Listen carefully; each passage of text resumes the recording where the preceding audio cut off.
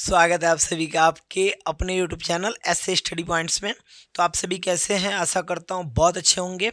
तो class 10th का आप तैयारी कर रहे होंगे और आप जैसा देख सकते हैं थंबनेल में मेवाड़ मुकुट में पढ़ाने वाला हूँ। तो हिंदी का सबसे ज़बरदस्त यहाँ पे मेवाड़ मुकुट से मैं 2-3 वीडियो आपको अपलोड करके दिखाऊंगा। वो दोनों तीनों आप आराम से देख लीजिए, आपका हिंदी फाइनल और एकदम पूरा फुल टू फुल मैं बता रहा हूँ कि आपको मज़ा आ जाएगा। मेवाड़ मुकुट में क्या है, प्रथम सर्ग से लेकर सप्तम सर्ग तक। सबसे बड़ी बात है कि ये वीडियो आपके लिए इतना इंपॉर्टेंट होने वाला है, अगर सातों सर्ग को आपने याद कर लिया है मेरे भाई तो आपको कोई परेशानी होने वाली नहीं है। एक सर्ग इसमें पूछेगा, ठीक है, पेपर में। हाँ, और बात है कि महाराणा प्रताप और उनका जो है चरित्र चित्रण भी पूछा जा सकता है, तो उनका चरित्र चित्रण नेक्स्ट वीडियो में आप देख लेंगे। चलिए फिलहाल मैं इसमें सातों सर्ग के बारे में बताने वाला हूँ। चलिए सातों सर्ग को हम लोग देख लेते हैं। वैसे जबरदस्त होने वाला भाई, ठीक है, जबरदस्त होने वाला है। सातों सर्ग जो है बहुत मजा आएगा, बस देख लीजिएगा। देखिए सबसे बड़ी बात है कि आपको इसमें मैं बता दूं, सबसे पहले एक बात ये बता रहा हूँ कि इसमें आपको एक चीज़ का ध्यान रखना होगा कि मेवाड़ मुकुट जब आप पढ़ रहे हो तो इसमें आपको अपने जिले का जो है ध्यान रखना होगा। उत्तर प्रदेश से आप हैं तो उत्तर प्रदेश में आप किस जिले से हैं इस बात का आपको ध्यान रखना होगा, और जिस जिले से होंगे उसी के अकॉर्डिंग पढ़ेंगे आप।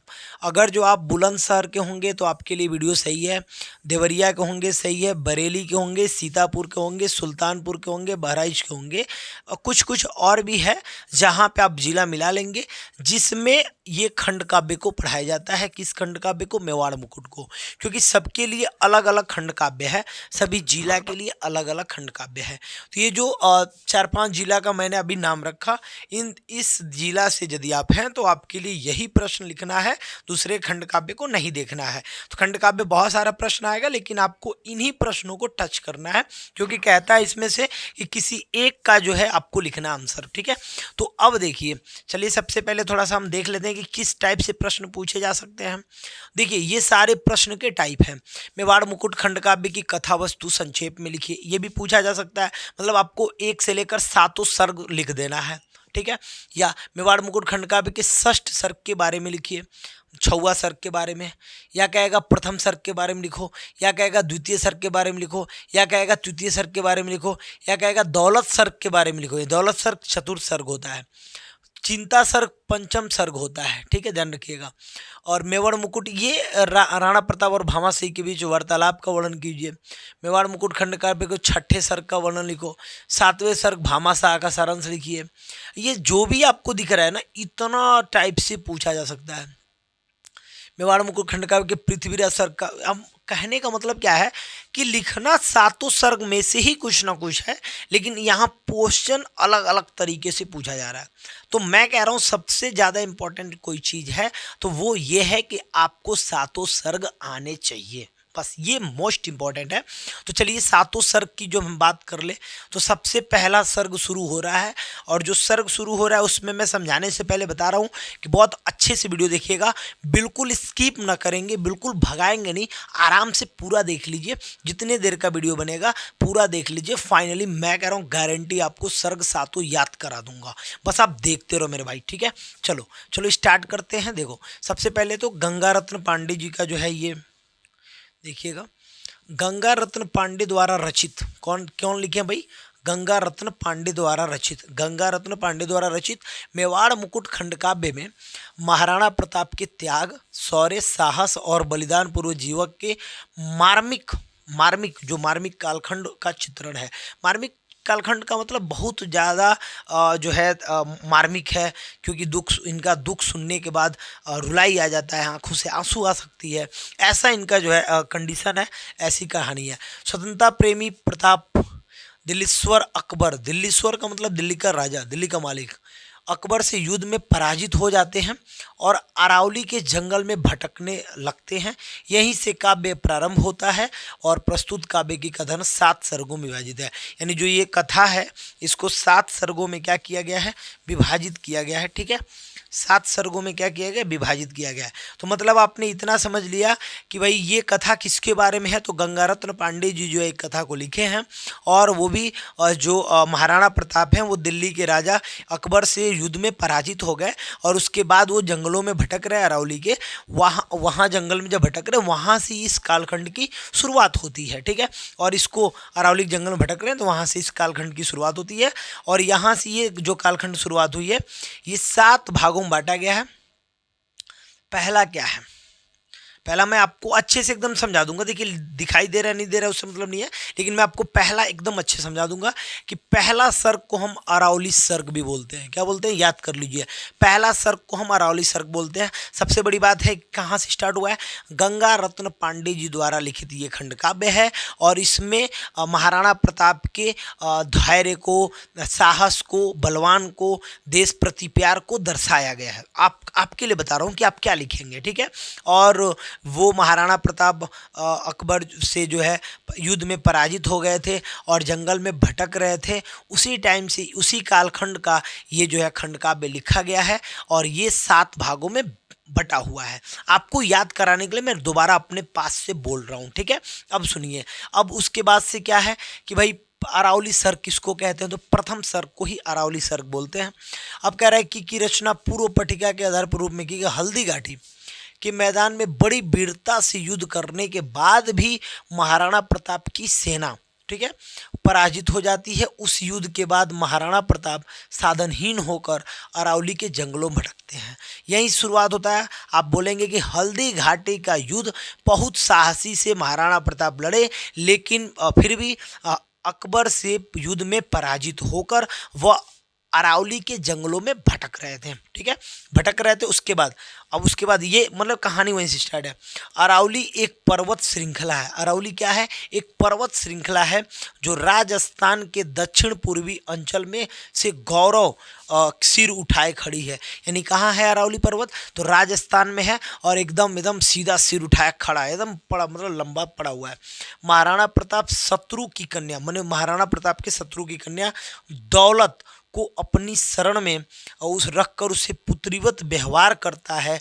उनकी पत्नी जो है लक्ष्मी अपने पुत्र को गोद में लिए वनवासिनी सीता के समान एक वृक्ष के नीचे बैठी हैं।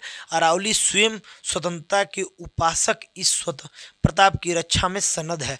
मतलब जो पहला सर्ग है, पहला स्टेप कितना मस्त हो ना कहानी का, जो फर्स्ट स्टेप है कितना आसान है कि फर्स्ट स्टेप कितना शुरू हो रहा है कि हल्दी घाटी, कहाँ शुरू हो रहा है, हल्दी घाटी के युद्ध में वीरता से महाराणा प्रताप के सैनिकों के लड़ने के बाद भी अकबर से पराजित होने के बाद महाराणा प्रताप अरावली के जंगलों में भटक रहे हैं। वहीं से ये सर्ग की स्टार्ट हुई है। वो अरावली है एक पर्वत श्रृंखला है जो राजस्थान में है और जो एकदम सीधा पहाड़ ऐसे खड़ा है।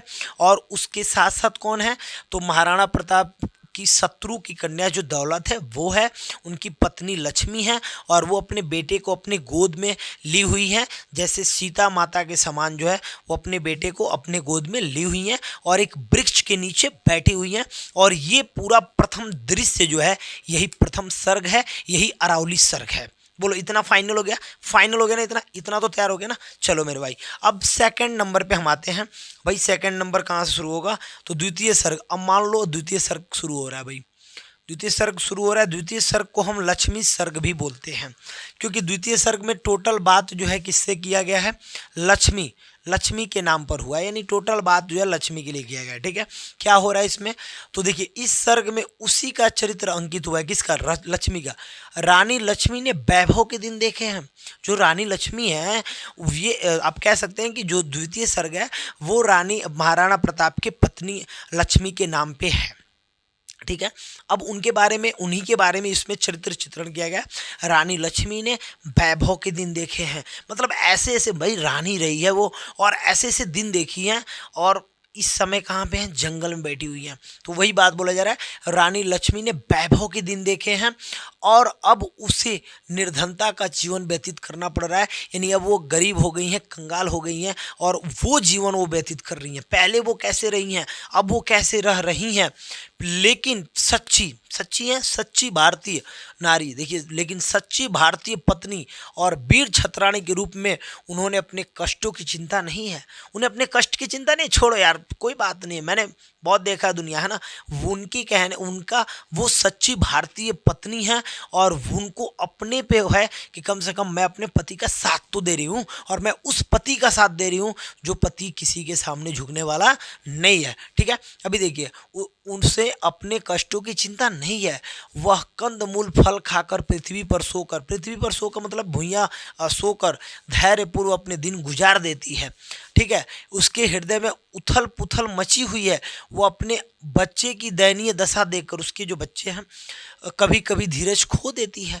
वह सोचती है कि राणा ने स्वतंत्रता ही नहीं बेची, इसलिए दुख मिल रहा है। वह उत्साहित होकर उठती है कि हमको नहीं डुबा पाएगा यह कष्टों का सागर। वह कहती है कि कोई बात नहीं है, कम से कम महाराणा प्रताप ने अपनी स्वतंत्रता तो नहीं बेची ना, अपने ईमान तो नहीं बेचे ना, नहीं झुके ना दुश्मन के सामने, कोई दिक्कत नहीं, हम कंद फूल खा के जी लेंगे, हम धरती पे सो के रह लेंगे, लेकिन देख रहे हैं कि दुखों का पहाड़ कितना हमको झुका नहीं सकता है। ये बात वो कभी कभी बोल देती हैं कि हमको नहीं डुबा पाएगा यह कष्टों का सागर, यानी ये जो दुखों का पहाड़ हमारे ऊपर टूट चुका है, देख रहे हैं हमको डुबा पाएगा, नहीं डुबा पाएगा, इतनी। ठीक है, तभी राणा कुटी के बाहर आकर रानी को जागते रहने का कारण पूछते हैं। रानी की मनोदशा देखकर राणा सजल नेत्र हो जाते हैं, मतलब तभी उसी टाइम पे वो सोच रही होती हैं, रो रही होती हैं, तब तक महाराणा प्रताप आ जाते हैं और उनको देखते हैं कि भाई क्यों जगी हो इतना देर तक, और तब तक उनको उनकी दशा देखकर वो समझ जाते हैं, पति हैं, पत्नी की बात समझ जाते हैं, और उनको लगता है कि यार, फिर वो भी थोड़े से क्या हो जाते हैं, रोने वाली स्थिति में हो जाते हैं। सोचिए कितनी मार्मिक जो है कहानी है। तो पहला कहानी हल्दी घाटी, अरावली सर्ग, दूसरा कहानी लक्ष्मी, उनकी पत्नी क्या क्या सोच रही है, राइट। एकदम स्टेप बाय स्टेप अपने याद करेंगे। कैसे याद करोगे, मैं आपको तरीका भी बता रहा हूँ। पहला हल्दी घाटी अरावली सर्ग, राइट। दूसरा क्या था, लक्ष्मी, उनकी पत्नी, रानी महारानी, है ना, ये सब सोच रही हैं, ये सब बातें आप याद कर लेंगे। अब होता है तीसरा नंबर का सर्ग मेरे भाई बच्चे देखेंगे। तृतीय सर्ग क्या है, इसका नामकरण काव्य के नाम पर हुआ है। जो तृतीय सर्ग का जो नामकरण हुआ मेरे भाई, वो हुआ है काव्य के नाम पे। ठीक है, किसके नाम पे, काव्य के। इसमें प्रताप के अंतर्द्वंद चरित्र चित्रण है, मतलब इसमें काव्य के नाम है, मतलब कि इसमें जो महाराणा प्रताप है वो अपने मन में कुछ कुछ सोच रहे हैं, और क्या सोच रहे हैं उसके बारे में हम देखते हैं। राणा प्रताप के सामने मेवाड़ की मुक्ति का विकराल समस्या है। वो सोच रहे हैं कि भाई मेवाड़ को कैसे आज़ाद कराया जाए, ये सोच रहे हैं। ठीक है, वे अपने भाई शक्ति सिंह की विश्वासघात से आहत हैं। उनका भाई जो है उनके साथ विश्वासघात किया है, उससे भी वो बड़ा डिस्टर्ब है कि अपने पूरे मेवाड़ को कैसे बचाया जाए, मेरा भाई खुद धोखेबाज निकल गया, इस चीज़ को सोच रहे हैं। ठीक है, और उसके अकबर से मिल जाने का दुख भी है, और मतलब अकबर से मिल गया वो उनका भाई जो है शक्ति सिंह। ठीक है, यह सोचकर भी उनका उत्साह कम नहीं होता है। वे जानते हैं कि जब उसकी आत्मा धिक्कारेगी तो वह अवश्य ही लौट कर वापस आएगा। वे मन ही मन प्रतिज्ञा करते हैं कि मेवाड़ को स्वतंत्रता कराने के लिए थोड़ा देख लीजिएगा, थोड़ा मैं इसको बड़ा कर दे रहा हूँ। चलिए,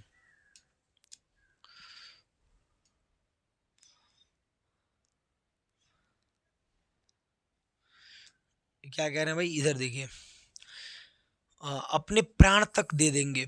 वे चेतक की स्वामी भक्ति तथा शत्रु पक्ष की कन्या दौलत के विषय में भी विचार करते हैं और अनायास दौलत से मिलने के लिए चल देते हैं।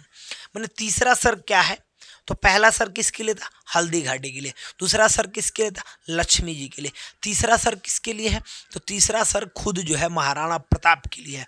महाराणा प्रताप सोच रहे हैं कि हाँ भाई, कितना ऐसे सोच रहे हैं ना, सोच रहे हैं कि मेरा भाई धोखेबाज निकल गया। कौन, शक्ति सिंह धोखेबाज निकल गया। ठीक है, ये इतनी बड़ी जो मेवाड़ है इसको मतलब छुड़ाना पड़ेगा। अब वो सोच रहे हैं कि मेवाड़ को कैसे आज़ादी दिलाया जाए, मेरा भाई गद्दार निकल गया, लेकिन फिर ये भी सोच रहे हैं कि मेरा भाई भले गद्दार निकल गया, भले अकबर के साथ जाके मिल गया, लेकिन एक टाइम आएगा कि मेरा भाई फिर वापस मेरे पास आएगा। ये चीज़ वो सोच रहे हैं। फिर वो दौलत सिंह के बारे में, अपने दुश्मन की पुत्री दौलत के बारे में सोच रहे हैं कि इनका क्या होगा।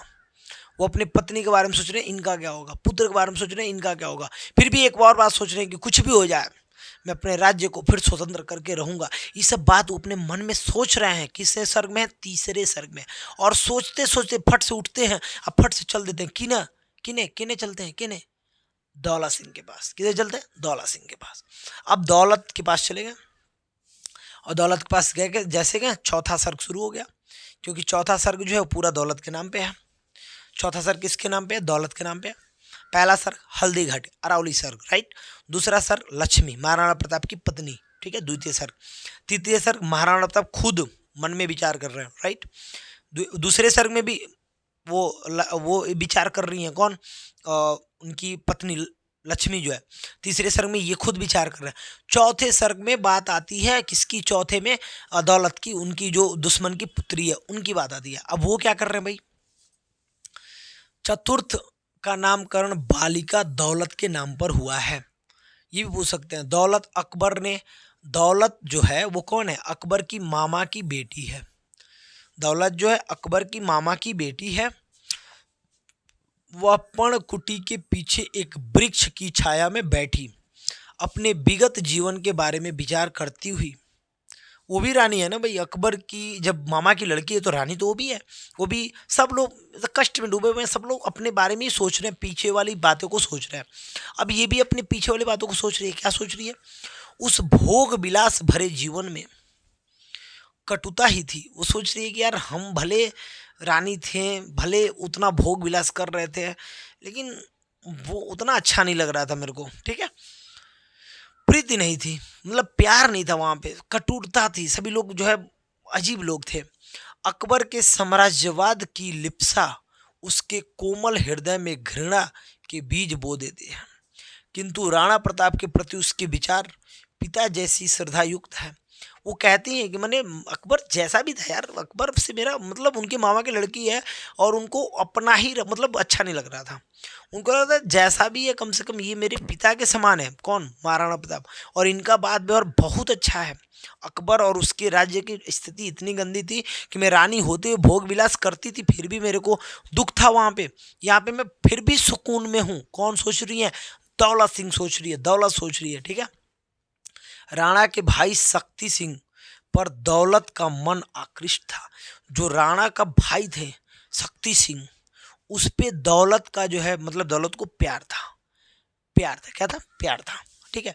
किंतु वह राणा के सम्मुख अपनी कहानी कहकर उसके दुख को और नहीं बढ़ाना चाहती थी। अब वो नहीं चाहती थी कि शक्ति सिंह के बारे में कहेंगे तो शक्ति सिंह पहले उन्हें मिल गया है, जहाँ राणा प्रताप से कहेंगे तो इनको और गुस्सा आएगा, राइट। इसलिए इनसे नहीं कुछ कह रही थी। शक्ति सिंह और प्रताप की तुलना करती हुई कहती हैं कि ये सूर्य हैं, वह दीपक है। कौन सूर्य है? कौन सूर्य है? प्रताप से महाराणा प्रताप क्या है? सूर्य है। दौलत सोच रही है कि दोनों भाई में वो सूर्य है, ये सूर्य है महाराणा प्रताप, और वो छोटा सा दीपक है, ठीक है। कौन? शक्ति सिंह। दौलत उसी समय वृक्षों के पीछे से किसी के पदचाप सुनाई देती है, सुनाई क्योंकि आ रहे होते ना, महाराणा प्रताप आ रहे हो इसके घर की तरफ। यहीं पर इस सर्ग का समापन हो जाता है। अब बताइए, सब लोग सोच ही रहा है, उन्हें रानी सोच रही हैं लक्ष्मी सिंह, लक्ष्मी जी सोच रही हैं, इन्हें महाराणा प्रताप सोच रहे हैं। तीसरा का सर्ग शुरू हुआ, चौथा सर्ग में क्या शुरू हुआ? तो इनमें दौलत सिंह सोच रही है। दौलत सिंह, दौलत कौन है? तो दौलत जो है अकबर के मामा की लड़की है, जो वैभव के दिन देखी है, भोग विलास की है, लेकिन उसको वहाँ के दिन बहुत खराब कटुरता भरे हुए लग रहे हैं। उसमें प्रीति नहीं थी, मैंने प्रेम नहीं था, और यहाँ उसको बहुत अच्छा लग रहा है। वो ये भी सोच रही है कि महाराणा प्रताप कितने अच्छे हैं, ये मेरे पिताजी के समान है और कितना हमसे अच्छे से बात करते हैं। इनके जो भाई हैं उनसे इसका ऑलरेडी प्रेम है, लेकिन ये महाराणा प्रताप से कहने से डरती है क्योंकि वो ऑलरेडी अकबर से मिला हुआ है, इसलिए वो कह नहीं रही हैं। अब ये सारी बातें कहानी है। तब तक सोच रही हैं कि ये दोनों भाइयों में तुलना कर रही हैं कि ये सूर्य है तो वो दीपक है, ऐसा सोच रही हैं, ठीक है। जब सोचते तब तक सुनाई देता है पदचाप की आवाज़, मैंने पैरों के चलने की आवाज़। तब तक ये सर्ग समाप्त हो जाता है। अब होता है मेरे भाई पच्चम सर्ग। पच्चम सर्ग क्या है देख लीजिए।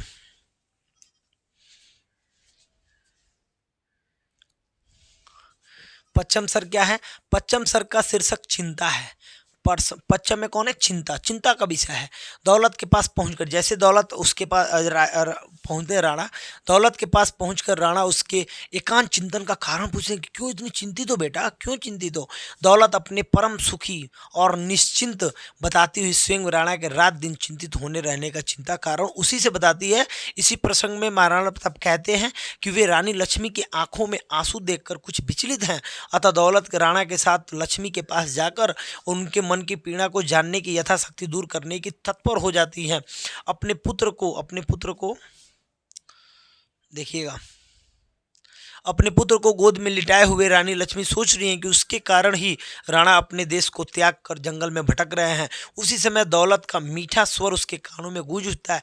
रानी और दौलत के वार्तालाप के इसी अवसर पर महाराणा प्रताप रानी को सूचना देते हैं कि मेवाड़ भूमि की मुक्ति के लिए वे मेवाड़ से दूर सिंधु प्रदेश में जाकर सैन्य संग्रह करेंगे।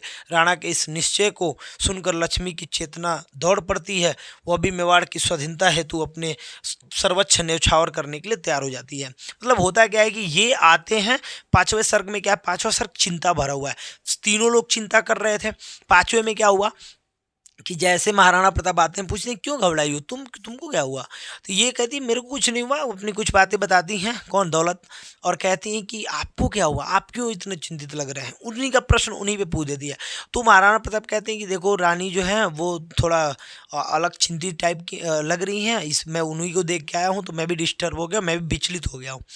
तो फिर दोनों ये बातें जैसे दौलत सुनती है, दोनों लोग चले जाते हैं किधर, उनके वो लक्ष्मी के पास। ठीक है, लक्ष्मी अपने गोद में बच्चे को ली होती है और उनके पास ये दोनों लोग जाते हैं। और जैसे जाते हैं वो मन में वही सोच रही होती है क्या होगा, कैसे होगा, सोच ही रही होती हैं। तब तक ये दौलत खूब बढ़िया प्यार से कुछ बोलती है कि क्यों आप परेशान नहीं, चाहे जो भी बातें जो है। उसके बाद से ये लोग जाके जैसे उनसे वार्तालाप कर ही रहे होते हैं, तब तक उसी बीच महाराणा प्रताप कहते हैं कि सुनो लक्ष्मी, मैं जा रहा हूँ वहाँ पे पास में सिंधु प्रदेश है, वहाँ पे जाके मैं सैन्य प्रैक्टिस करूँगा और फिर मैं आऊँगा और फिर अकबर से लड़ाई लड़ूंगा और फिर अपने देश को क्या, अपने राज्य को क्या करूँगा, वापस लूँगा और अपने राज्य को स्वतंत्रता कराऊँगा। इस बात को सुन के लक्ष्मी भी कहती हैं कि हाँ एकदम जाइए और एकदम आइएगा और इस बार एकदम जो है जीता जाएगा। और इस बात से लिए वो भी कहती हैं भाई सर्वस्व न्यौछावर है मेरा। तो पांचवा में यही हुआ है। ठीक है, चलिए आगे बढ़ते हैं। आगे आगे छौवा सर्ग का शीर्षक किसके नाम है भाई, छौवा सर्ग का शीर्षक पृथ्वीराज सर्ग है। कौन सर्ग है, पृथ्वीराज सर्ग है, पृथ्वीराज सर्ग है। ठीक है, क्षितिज में अरुणाभा फैल जाने के कारण सभी को यात्रा के लिए तैयार कर देते हैं। उसी समय एक अनुचर अकबर के दरबारी पृथ्वीराज का पत्र लाकर राणा को देता है। वे पत्र पृथ्वीराज से मिलने जाते हैं। पृथ्वीराज अपने और अपने जैसे अन्य राजपूत नरेशों के स्वार्थपूर्ण व्यवहार पर दुख प्रकट करते हुए कहते हैं कि उन्होंने अपनी राजपूती मर्यादा को भूलकर अकबर का साथ दिया। हम अब अकबर से प्रतिशोध लेकर पुनः मेवाड़ को वापस करेंगे। पृथ्वीराज यह भी बताता है कि भामाशाह सेना का प्रबंध करने के लिए साधन प्रस्तुत करेंगे। अब यहाँ पे क्या होता है कि ये पृथ्वीराज से संबंधित इसलिए है कि अब इसमें क्या होता है कि अब इसमें ये लोग का बात खत्म। अब पृथ्वीराज अपने बात को बताते हैं कि इससे महाराणा प्रताप को एक पत्र भेजते हैं और कहते हैं भाई कि हम लोगों ने बहुत गलत किया है, हम लोग राजपूत होकर के और एक जो है अकबर का जो है साथ दिए हैं। अब ऐसा नहीं होगा, हम सभी लोग भामाशाह और हम लोग मिलजुल के हम आपका साथ देंगे और हम आपको जो है क्या करेंगे, मेवाड़ को फिर से जो है पुनः जो है स्वतंत्र कराएंगे और हम सभी लोग मिलकर आपका साथ देने वाले हैं।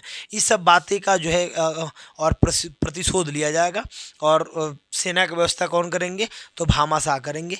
ये पूरी बातों को जो है रख दिया जाता है इनके सामने और कहा जाता है भाई अब हम लोग ये काम करेंगे। ठीक है, ये पूरी बातें हो जाती हैं। अब इसके बाद से आ जाता है सप्तम सर्ग। सप्तम सर्ग का मतलब लास्ट, खत्म होने वाला है और ख़त्म होने वाला सर्ग मैं पढ़ दे रहा हूँ एक बार। ठीक है, देखते रहिएगा। कह रहा भाई सप्तम सर्ग भामाशाह के नाम पर है। अब भामाशाह आ जाते हैं, भामाशाह के नाम पर है और ये भामाशाह राणा प्रताप एकांत में बैठकर बदली हुई परिस्थिति पर विचार करते हैं कि ऐसे कैसे बदल गए, भामाशाह बदल गए हैं, पृथ्वीराज बदल गए हैं, ये लोग अब मेरा साथ देने वाले हैं। इसी पे वो विचार कर रहे होते हैं। उसी समय भामाशाह पृथ्वीराज के साथ आकर जय जयकार करते हुए नतमस्तक हो जाते हैं। उसी समय तुरंत भामाशाह आ जाते हैं और पृथ्वीराज आ जाते हैं और उनके नतमस्तक पैरों पे गिर जाते हैं। कहते हैं हमसे बहुत बड़ी गलती हुई, हम आपका साथ देंगे, ठीक है। भामाशाह अपने पूर्वजों द्वारा संचालित अपार निधि राणा के चरणों में अर्पित करना चाहते हैं। मतलब जितना हमारे पूर्वज ने धन इकट्ठा किया है सभी हम आपके चरणों में दे देंगे, चलिए फिर से लड़ाई होगा, फिर से ये सारी चीज़ें जो है कौन बोलते हैं, भामाशाह बोलते हैं, ठीक है। परंतु राणा प्रताप की दी वस्तु वापस लेना मर्यादा के अनुकूल नहीं मानते। अब राणा प्रताप बोले नहीं, मेरे पूर्वजों ने अगर दे दिया है आपको तो मैं उसको अब जो है वापस नहीं लूँगा, ठीक है। प्रताप का यह वचन सुनकर भामाशाह कहता है कि क्या प्रत्येक नागरिक का पावन कर्तव्य नहीं है कि वह देश के लिए अपना सब कुछ न्यौछावर कर दे, हैं। भामाशाह के इस विनयपूर्वक अकाट्य तर्क को राणा प्रताप अस्वीकार नहीं कर पाते हैं और भामाशाह को गले लगा लेते हैं। यही मेवाड़ मुकुट खंड काव्य की जो है समाप्ति हो जाती है।